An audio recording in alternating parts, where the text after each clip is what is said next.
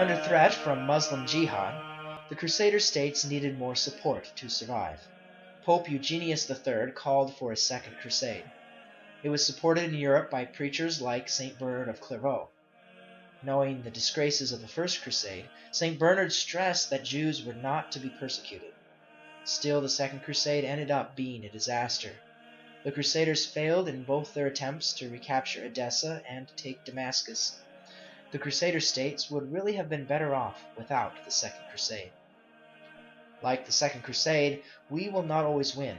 Sometimes we will lose our games. There will be many times in our life outside of sports when we may not get what we want. God's will is not always our own. But it never means that God does not love and care for us. He always hears our prayers, but sometimes He does not say yes because He has something better in store in the future. With God, good can even come out of our failures. Following the Second Crusade, as the Christian Crusader States, especially the Kingdom of Jerusalem, showed signs of weakness and disunity, there arose a strong Muslim leader, Saladin. Saladin was deeply religious and called for jihad and Muslim purification. After uniting the Muslim kingdoms of Egypt and Syria, Saladin declared war on the Christians.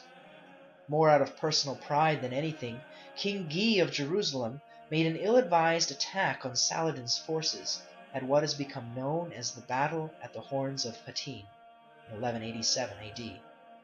This would be the greatest defeat in crusading history. The entire massive Christian army was killed or captured. Saladin executed all the Hospitallers and Templars. Common Christian soldiers that could not purchase their freedom were sold as slaves. The true cross which the Crusaders had carried with them into battle was taken by the Muslim forces and paraded upside down in Damascus.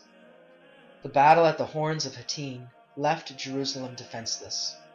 Jerusalem was forced to surrender to Saladin, who was going to massacre all its Christian inhabitants, but instead allowed them to leave if they could pay for their freedom. Those who could not were sold into slavery. Christian churches were pillaged. After 2 years of Saladin's conquests, the Christians had only Tripoli, Antioch, and Tyre left to them. Sometimes it is our sins that lead to our other failures. Here it was the pride of King Guy that led to the Christians being defeated by Saladin's armies. Pride is one of the 7 deadly sins because it is often pride behind our other sinful actions. Pride might prevent us from asking for help when we need it. It is pride that makes us selfish rather than working as a team. Pride can prevent us from admitting when we are wrong and apologizing. Instead, we must be humble enough to admit when we are wrong.